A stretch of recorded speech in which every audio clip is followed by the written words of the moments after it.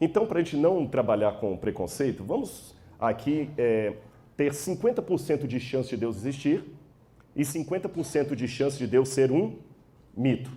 Tá certo? Deixe-me tratar mais um pouco sobre a fé com vocês. Archibald Robertson, especialista em grego, ele coloca que a palavra grega traduzida por fé, pistis, ela aparece umas 240 vezes na Bíblia, ela pode ser traduzida como atestar. É um antigo verbo que significa equipar, fornecer. Ela é usada por Demóstenes para apresentar evidência do que se diz. Viram que fé e evidência não são opostos? Mas tem um verso da Bíblia que pode causar escândalo em pessoas de mente acadêmica, que diz assim: ora, sem fé é impossível agradar a Deus, porque é necessário que todo aquele que se aproxima de Deus creia que Ele existe e se torna galardoador dos que o buscam. Hebreus 11, verso 6. Peraí, Rodrigo, se você acabou de falar que a fé baseia em evidência, como é que a pessoa tem que ir a Deus já crendo que Ele existe? Isso é meio nonsense. É como se falar o seguinte: olha, eu tenho o poder de curar qualquer doença, mas você já tem que vir para cá crendo que eu posso. Aí se eu não consigo curar você é porque você não creu. Não, é porque eu sou um charlatão. Como é que funciona esse negócio de já ir a Deus crendo que Ele existe? Repito, a palavra fé em grego, pistis, significa garantia que advém de uma possibilidade de confiança. Possibilidade de confiança. Tá, tudo bem, Rodrigo, eu entendi. Mas como eu devo ir a Deus crendo que Ele existe? Isso não faz sentido na minha cabeça. Quando você está precisando de um financiamento para comprar um carro, para pagar o FIES, para pagar a universidade, um financiamento para trocar de carro, para comprar uma casa, para aumentar seus negócios, você geralmente vai pedir o financiamento aonde? No banco. E quando você vai ao banco crendo que ele concede empréstimos. Você tem certeza que você vai sair do banco com seu empréstimo dado? Mas mesmo assim você tem que ir crendo. Se você não crê que há possibilidade, por que você vai? Agora eu pergunto, por que você vai ao banco crendo que ele concede empréstimos, mas não vai ao açougue para pegar um financiamento, nem à banca de jornal ou ao camelô da Praça Tubal Vilela? A resposta é simples. É porque você tem uma multidão de pessoas que já foram a bancos e voltaram com dinheiro na mão. E você nunca viu alguém que foi à Praça Tubal Vilela, um açougue, e voltou com financiamento. Concordam comigo? Então, com base no testemunho coletivo de outros, você vai ao banco crendo que ele pode te dar empréstimos. É uma questão racional. Mesmo que você não tenha certeza absoluta se sairá de lá com ou sem dinheiro. A mesma coisa eu posso dizer. Hebreus capítulo 12, verso 1 diz, com relação a Deus: estamos, pois, cercados de uma grande nuvem de testemunhas. Pessoas que também foram ao banco a Deus e voltaram com argumentos. E não estou falando de pessoas só leigas, não. Os grandes pilares do intelectualismo ocidental eram pessoas que criam em Deus e na Bíblia. Eu vou dizer alguns exemplos deles. Você tem C.S. Lewis, vocês devem conhecer as Crônicas de Nárnia, que era um ateu de Oxford, e depois se tornou um cristão. Você tem Isaac Newton, que descobriu a lei da gravidade. Você tem Dostoiévski, um dos maiores escritores da literatura russa, escreveu Crime e Castigo, Irmãos Karamazov. Você tem Leibniz. Quem estuda matemática e filosofia tem que passar por Leibniz, um homem que com 8 anos de idade aprendeu sozinho latim e grego. E aos 21 já tinha o seu primeiro doutorado.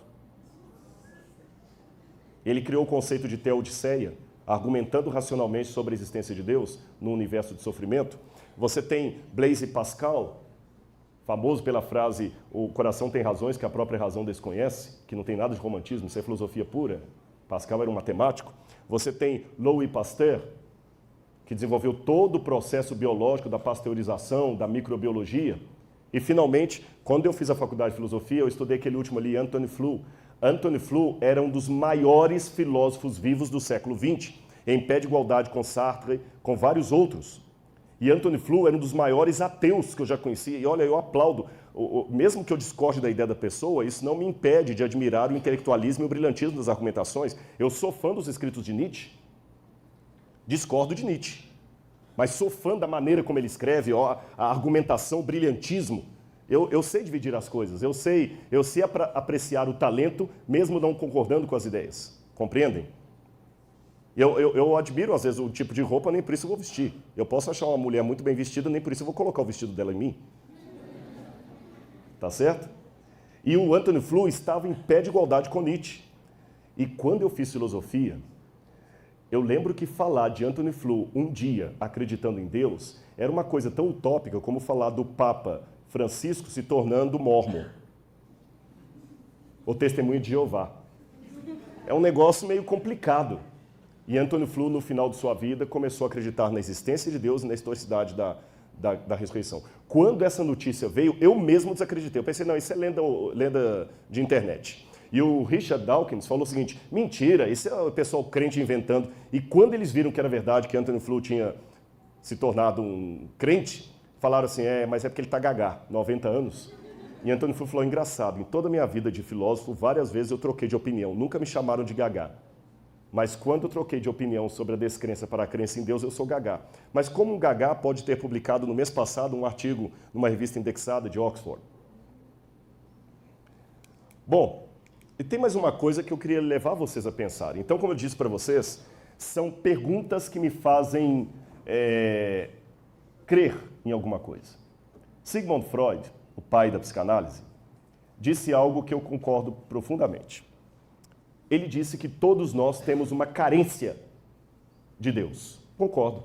Parece até Santo Agostinho de Hipona escrevendo a Cidade de Deus, ou as Confissões. Freud dizia, nós temos uma carência de Deus. Agora olha a explicação de Freud. A crença em Deus subsiste devido ao desejo de um pai protetor e imortalidade, ou como um ópio contra a miséria e o sofrimento da existência humana. Eu tenho dois problemas com relação a isso aqui. O primeiro problema é o seguinte, se Freud está dando uma explicação psicanalítica para a crença, eu também posso oferecer uma explicação psicanalítica para a descrença. Há vantagens da descrença, embora eu admita que isso não se aplique a todos os ateus. Há razões pelas quais muitos não querem que Deus exista, ou pelo menos que ele não passe de uma força cega e impessoal. Se Deus não existe, eu não preciso prestar contas a ninguém, nem ser necessariamente moral, não há juízo final. Não há ninguém que vai me punir. O problema não é roubar, é ser apanhado. Eu não estou querendo dizer que os ateus não são morais. Não estou querendo dizer que os ateus não são bons. Pelo contrário, houve um ateu chamado Betinho, com uma vida tão santa e poluta como muitos santos da Igreja Católica. E eu posso até dizer que Betinho não cria em Deus, mas Deus cria no Betinho, porque o homem... Entendem? Eu não sou daquele tipo que demoniza os ateus. Eu tenho grandes amigos ateus.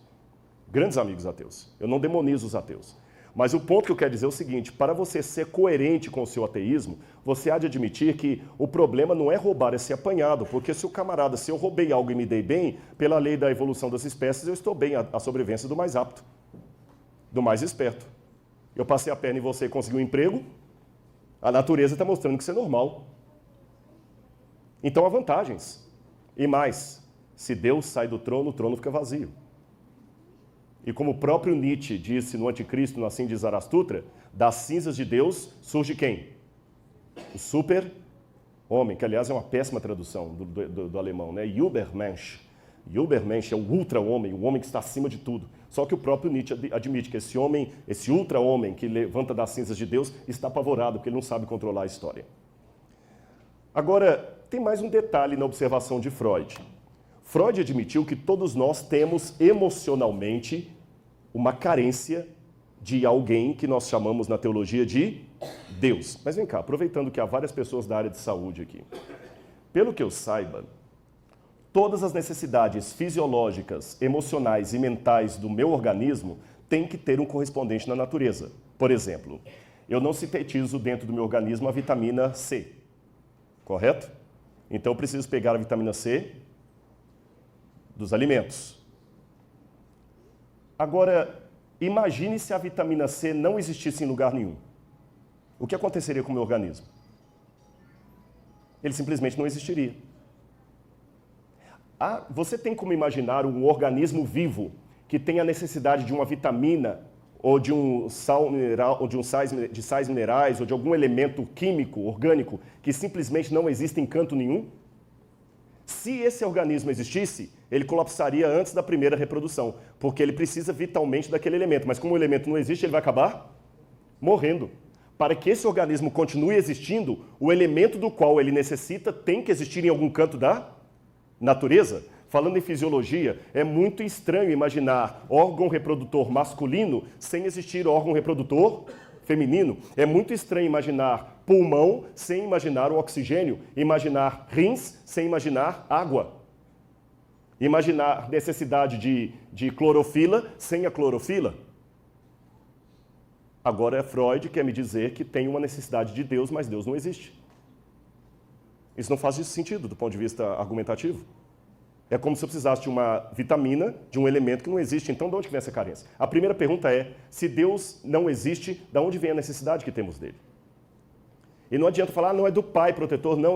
O pai é apenas segundo a psiquiatria. Esse é um problema da filosofia, da psicologia, porque na infância os pais substituem para nós a imagem de Deus. Mas quando nós crescemos e aquela imagem do pai ideal some, a carência continua. Nós só substituímos por outras coisas. Então, por que essa carência permanece? Se Deus é uma ilusão, por que nascemos iludidos? E mais, por que acadêmicos continuam acreditando em Deus? Você sabe que na época da Guerra Fria entre Estados Unidos e União Soviética, os russos ganharam aparentemente a corrida espacial ao colocarem o primeiro cosmonauta em órbita, Yuri Gagarin. Yuri Gagarin viu a Terra do espaço, declarou: a Terra é azul. Mas ele não parou nessa declaração poética, ele falou: eu fui ao espaço, subi mais alto que qualquer homem, e Deus não estava lá. Deus de fato é uma crendice. Só que é interessante que, apesar de Yuri Gagarin ter ido ao mais alto espaço e dizer que Deus não estava lá, anos depois, Frank Borman foi enviado ao espaço numa órbita 2 vezes mais alta do que a de Yuri Gagarin. E quando Frank Borman estava lá no espaço sideral, ele viu a Terra. E eles ligaram todos os rádios e TVs do mundo inteiro para escutarem a voz de Frank Borman. E perguntaram: Frank Borman, o que você, como um homem de ciência, tem a dizer estando aí no espaço? Sabem qual foi a resposta de Frank Borman? Eu saúdo a todas as pessoas que estão em San Diego, na Califórnia, e aos meus parentes também. E a única coisa que eu tenho a dizer aqui do espaço sideral é o seguinte: no princípio, Deus criou o céu e a terra. A terra, porém, era sem forma e vazia. Havia trevas sobre a face do abismo, o Espírito de Deus pairava sobre as águas, e fez Deus a luz e viu que a luz era boa. Será então que realmente Deus não estava lá? Uma questão de ponto de vista de Yuri Gagarin. Bom, o próprio Salmo diz: provem e vejam que o Senhor é bom. Essa palavra prova em hebraico é ta'am, significa investigar, experimentar sensorialmente, como o sabor de uma coisa. Agora, eu já estou indo para a última parte da minha palestra. Eu tenho uma afirmação meio taxativa que vai surpreender alguns. Eu posso provar que Deus existe? A resposta é não. Então, Rodrigo, você fez eu perder o meu tempo. Você enrolou a gente até agora falando de fé, de evidência e tudo mais para admitir que Deus não... Então é uma questão de calma. Lembra que eu falei do método científico? Evidência, hipótese de trabalho, fato, etc, etc. Eu não posso provar que Deus existe. E isso, do ponto de vista teológico, faz todo sentido. Por que razão? Primeiro, vamos lembrar de Karl Popper. Não sei quantos já estudaram sobre o Círculo de Viena, depois da Segunda Guerra Mundial, quando vários especialistas se reuniram na Áustria para tentar resgatar o valor da ciência. É o neopositivismo, uma vez que a ciência estava desacreditada devido às guerras. E um dos mais famosos foi Popper. E Popper falava muito da verificabilidade versus falseabilidade. Popper estabeleceu os limites da ciência. E ele falou: a ciência não pode investigar aquilo que está além da verificabilidade, da falseabilidade, do falseável. O que é isso? Eu tenho aqui 2 exemplos. Eu tenho a famosa frase de Nero, dita por Suetônio, segundo o qual, na hora que o grande imperador romano, terrível imperador Nero César, estava à beira da morte, ele teria dito: qualis artifex pereo, que grande artista morre hoje. Agora eu pergunto, será que Nero falou isso mesmo? Isso não é falseável, não é verificável. Por isso está além da ciência laboratorial empírica. Agora vejam essa outra situação. Se eu declarasse: gasolina de automóvel não serve para avião. Isso já é científico. Por quê? É falseável. Como falseável? Basta você pegar a gasolina de automóvel e colocar num avião para ver se funciona. É passivo de ser verificado, é falseável. Então, essa afirmação é científica. A afirmação histórica não é. Outra questão. Euclides, quando falava da geometria, ele colocava uma diferença. Você sabe que matemática também não é ciência, matemática é linguagem. E Euclides já estabelecia isso dizendo que há uma diferença entre postulado, um axioma, e teorema. Qual a diferença? Um postulado, um axioma, é uma coisa que você afirma porque todas as evidências apontam para aquilo, é lógico afirmar aquilo, mas você não tem como provar ou comprovar ou verificar, ou para usar a linguagem posterior de Popper, falsear, porque está acima do seu calibre mental, está acima da sua capacidade de investigação, está acima da sua capacidade de verificação e análise. Mas o teorema você pode comprovar, porque está dentro do seu escopo mental. Por exemplo, o quinto, se não me engano, é a quinta lei, ou o quinto axioma de Euclides, as retas paralelas. Duas retas paralelas infinitas, segundo alguns, jamais se cruzam, outros acham que se cruzam, etc. Eu não vou entrar no mérito da questão. Mas duas retas paralelas e infinitas são um postulado, não um teorema. Por que são um postulado? Porque você não tem como provar isso. Para provar, você deveria ter uma régua do tamanho de quê? Do infinito. Quem aqui tem uma régua do tamanho do infinito? Quem tem uma capacidade de dimensionar o infinito de canto a canto, se é que o infinito tem canto? Portanto, esse estabelecimento das retas paralelas de Euclides é um axioma, não um teorema. Porque o teorema pode ser verificado. Aqui que vem a questão. Deus não é teorema. Deus é axioma.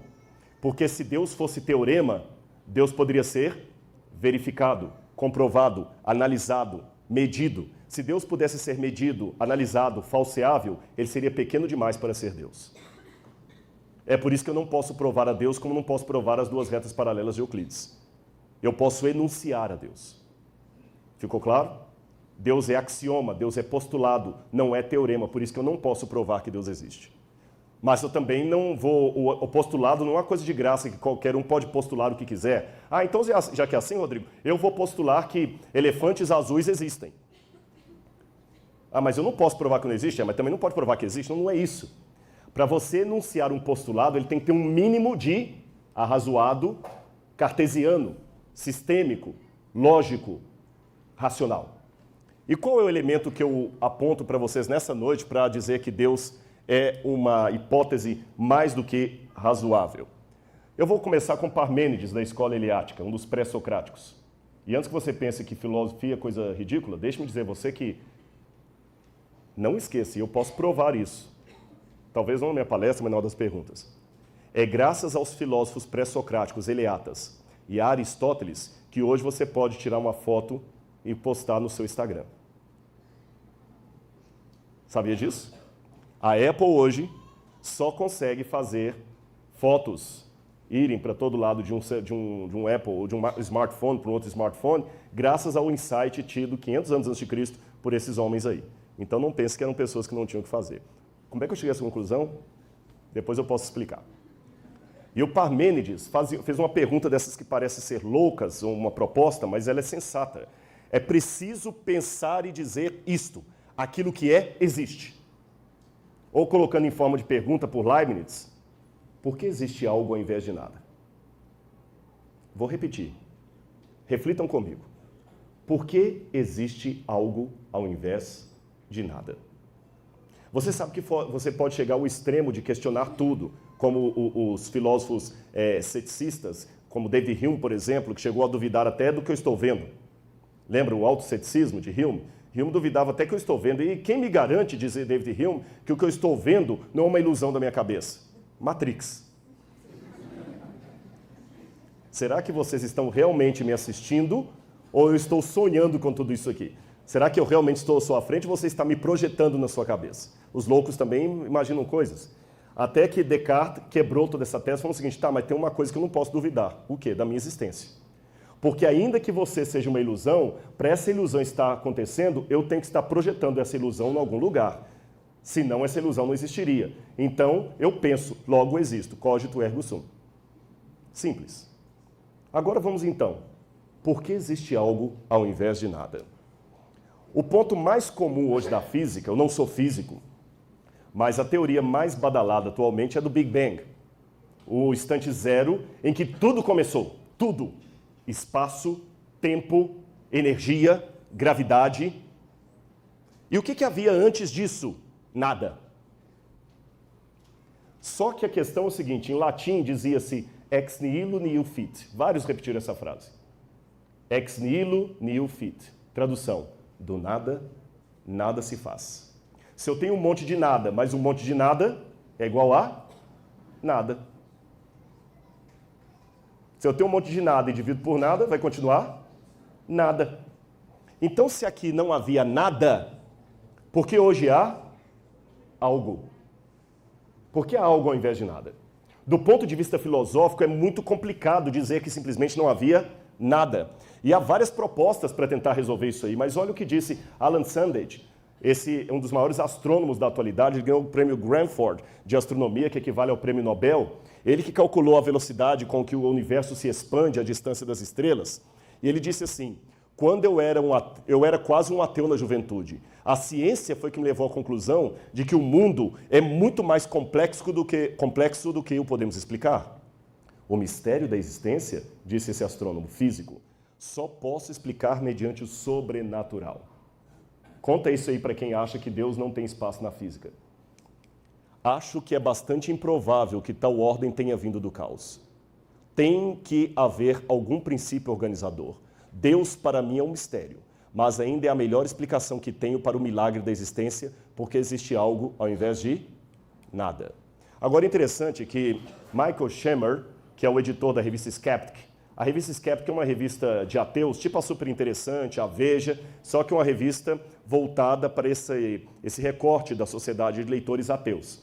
E ele dizia o seguinte, em ambas a tradição judaico-cristã e visão de mundo científico, o universo um dia veio à existência, seja mediante a criação de Deus, seja mediante o Big Bang.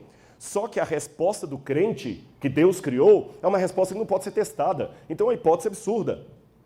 Tudo bem, mas olha o que Stephen Hawking tem dito aí para provar que Deus não existe. Stephen Hawking, um brilhante homem que está tentando desenvolver a teoria do tudo, a teoria das cordas, a teoria do tudo, ele tem dito, o universo pode criar-se a partir do nada e Deus não é necessário. Desculpe-me, agora o cético sou eu. Prova isso aí. Testa laboratorialmente isso que você falou. Testa que o universo pode se criar sozinho. Eu li alguns livros dele, como O Grande Projeto, que ele escreve com Midlanov. E olha o que Stephen Hawking tenta explicar. Repito, eu sou leigo em física, mas com a transdisciplinaridade, a conversa o diálogo entre disciplinas diferentes, é bom que você tenha um conhecimento extramuros. Se você só conhece aquilo que você estudou, você não tem como dialogar com pessoas de outras áreas. Então, deixe-me dialogar um pouquinho com os físicos. O primeiro problema da autocriação que Stephen Hawking quer desenvolver é esse aqui, olha.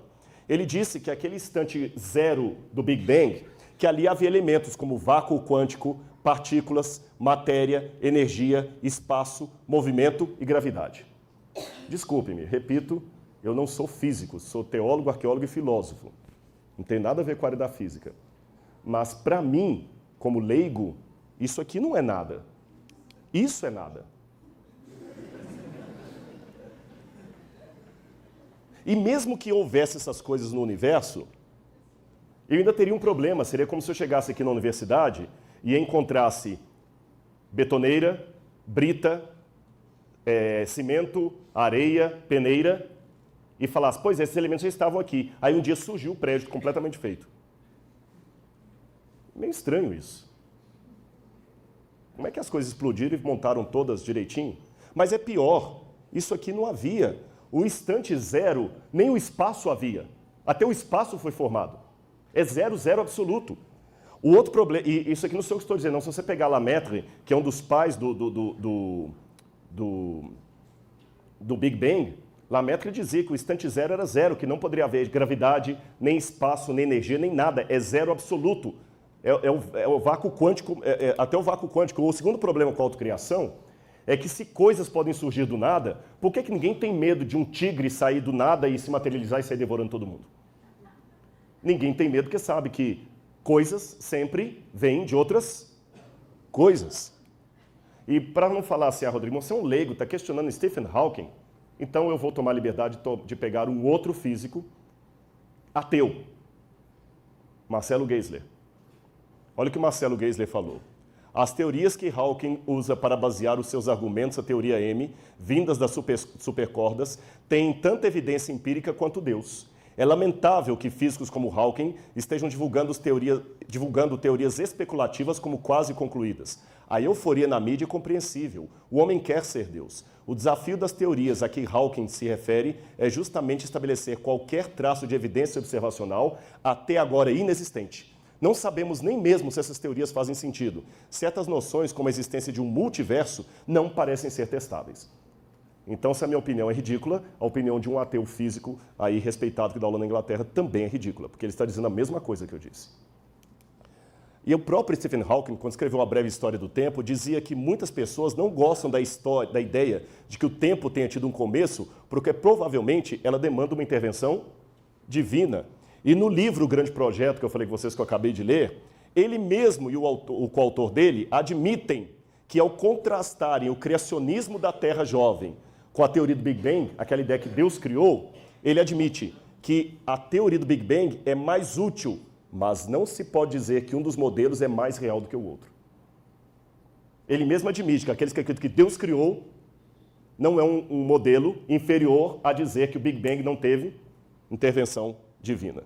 E John Lennox, que é professor de Oxford de matemática, disse também que a teoria que Hawking coloca, ela não faz sentido. Em primeiro lugar, se a gravidade existe, quem a colocou lá? E qual foi a força criativa por detrás do seu nascimento?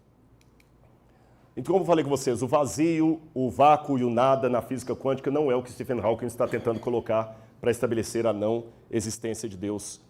E perdoe-me, sem querer ofender ninguém, aqui não é panfletário o que eu quero dizer, mas é sincero, eu tenho concluído que o dogma do ateísmo, se é que eu posso usar essa expressão, a crença básica do ateísmo seria essa.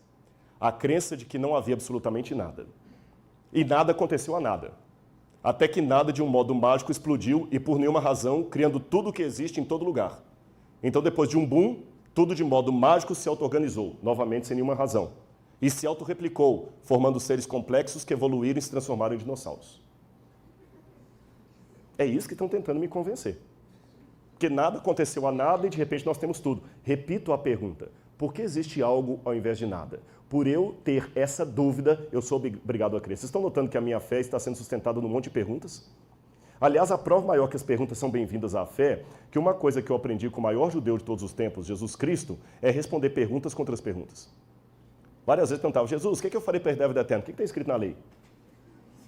Aliás, dizem que os judeus têm essa mania, até hoje, eu sei disso, eu estudei em Jerusalém, de responder uma pergunta contra pergunta. E perguntaram ao rabino, por que vocês judeus respondem uma pergunta contra pergunta? Ele respondeu, algo mal nisso? Nós temos também o problema do ajuste fino. São duas perguntas que a gente faz. Por que há algo ao invés de nada? E por que há música ao invés de ruído? Essas duas frases, em contexto diferente, aparecem em Shakespeare. Aparecem em Shakespeare, em Otelo e no Hamlet. Em Otelo e no Hamlet. Por que existe música ao invés de ruído? Nós vimos uma orquestra tocando aqui. A orquestra tem afinação, tem partitura. O universo tem partitura, tem propósito. Por que existe algo ao invés de nada, se não há Deus? E segundo, por que há música ao invés de ruído? As coisas não só existem, elas existem de uma forma organizada. Uma vez eu perguntei a um amigo meu, escuta, veja bem, o dia que você provar para mim a existência de um avião com trem de pouso, com máscara de oxigênio, cinto de segurança e até barra de cereal, um avião completo, sem a demanda de um inventor e um engenheiro, um avião que surgiu do nada, eu começaria a acreditar que o pássaro também pode ter surgido do nada. Ele falou, mas é uma diferença, o pássaro é um organismo vivo, o avião não. Eu falei, piorou. Porque existe propósito, existe lógica. Entendem?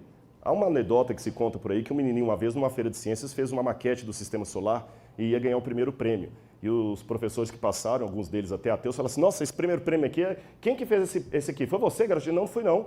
Não, mas Você está aí atrás, a gente queria dar o prêmio. Quem fez então? Não, ninguém fez, apareceu do nada aqui.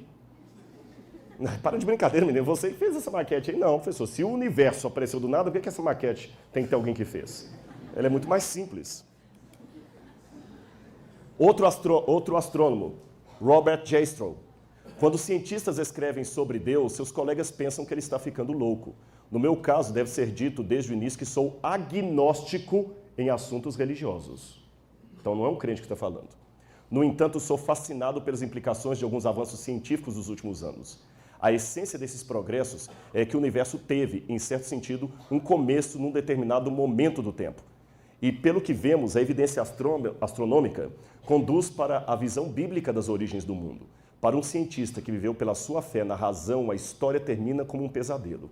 Ele escala as montanhas da ignorância para conquistar o seu topo, mas ao chegar lá, é cumprimentado por teólogos que já estavam lá há muito tempo. Um cientista agnóstico que escreveu isso aí. Ah, Rodrigo, vocês crentes sempre vêm com Deus das lacunas. Quando você não consegue explicar, você taca Deus ali no teorema, né? Primeiro eu falei que Deus não é teorema. Como é que o universo surgiu? Não sei, foi Deus. Como é que você não sei? Foi Deus? Não é bem assim, é o contrário. Quem trabalha com Deus das lacunas é o ateu. Eu vou explicar por quê. Como ele não consegue explicar como o universo veio do nada, porque ele dispensa a hipótese de Deus, então ele começa a colocar o Deus universo na lacuna. Ele começa a dizer que o universo é eterno. O próprio Carl Sagan dizia, o cosmo é tudo quanto uma vez haverá. Sempre é o cosmos. Ou então eu falo de um criador. Agora tá bom, uma vez alguém perguntou assim, tá, mas se Deus criou tudo, e quem criou Deus? Esse é o ponto. O ponto filosófico é o seguinte, tudo que começou tem que ter uma causa. Deus não começou, por isso Deus não tem uma causa. E se você não quiser usar a palavra Deus, vamos chamá-la de causa primeira. Tem que haver uma causa primeira que deu origem ao universo, e essa causa primeira não pode ter sido causada por nada. Porque se ela for causada por alguma coisa, eu vou cair no retrocesso infinito. Ela fica sem sentido.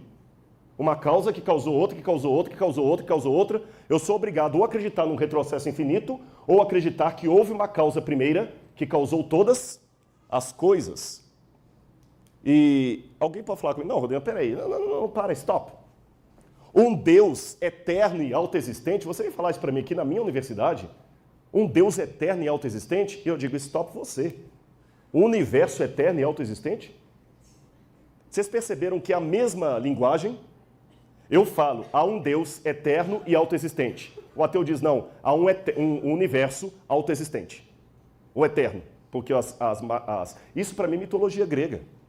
Porque a mitologia grega é que coloca que havia elementos siderais aí no espaço, aí eternamente no espaço, e entre esses elementos siderais surgiu Gaia, a Terra, ela mesma se auto-originou, a Gaia se autofecundou, dando à luz a Uranus, e os dois se autofecundaram, dando à luz a tudo que existe. Isso é mitologia grega, isso não é ciência. Um universo que se autoproduz não faz sentido. E mais, com Newton eu descobri que o universo tem leis. Com Einstein eu descobri que o universo tem energia. E com James Watson eu descobri que o universo tem DNA, informação. E informação tem que ter inteligência. Falando em informação e inteligência, de onde veio a linguagem? Todos os estudos filológicos e linguísticos feitos até hoje dizem que a linguagem não é questão de nós não temos a evidência. Linguagem não pode ser fruto da evolução, porque linguagem demanda aprendizado. Linguagem demanda aprendizado.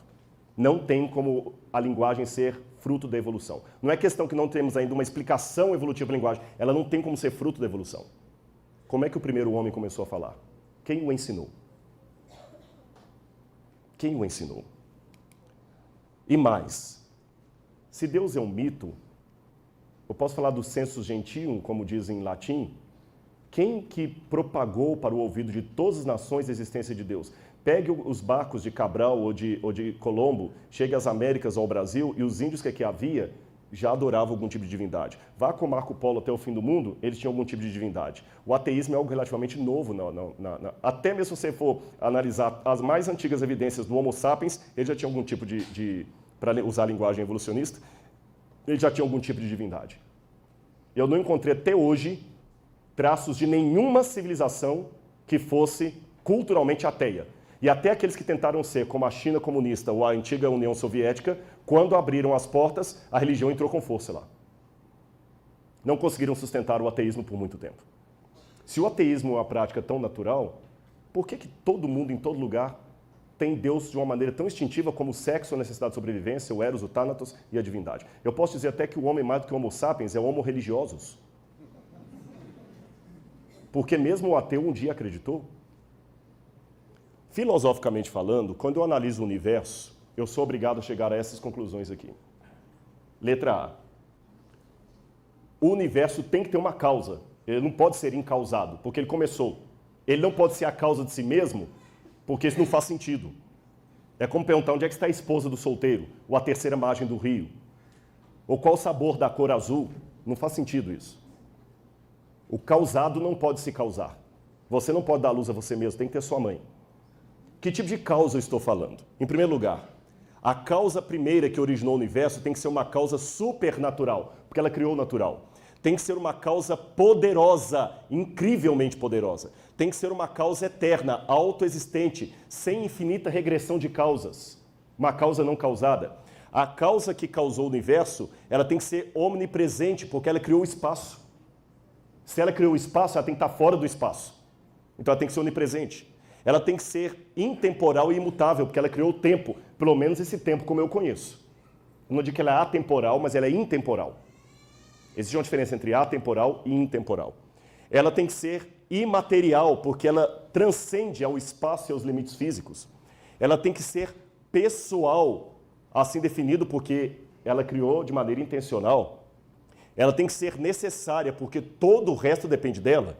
Ela tem que ser infinita e singular, porque não pode haver dois infinitos. Ela tem que ser diversa e, no entanto, possuir unidade.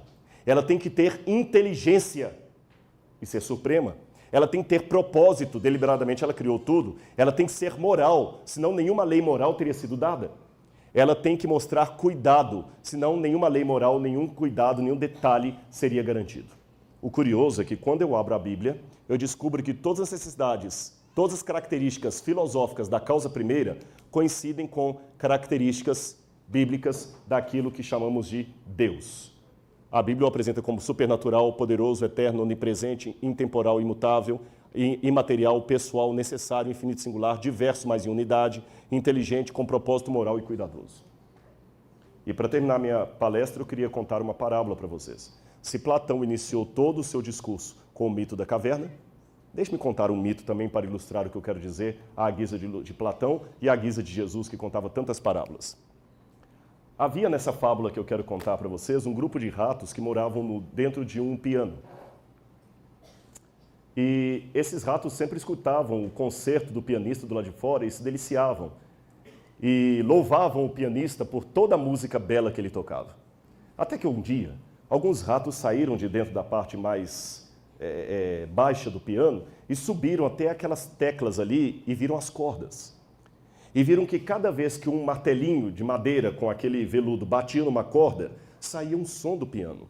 Quando batia numa corda mais fina, saía um som agudo. Quando batia numa corda mais grave, saía um som mais grave, mais baixo.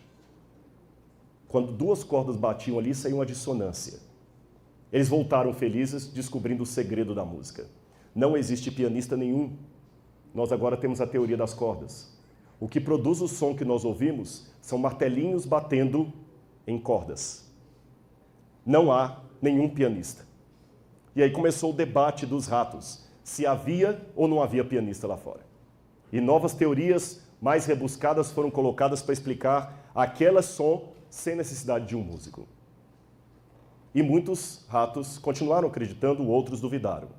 Mas a despeito disto, do lado de fora, o pianista continuava expondo o seu concerto, mesmo apesar da negação da sua existência. Mesmo que você continue negando, continue existindo, há vida no ar. E o concertista do universo está aí, dedilhando a sua bela sinfonia e dizendo, quer você queira ou não, eu existo e eu amo você. Um grande abraço. Obrigado.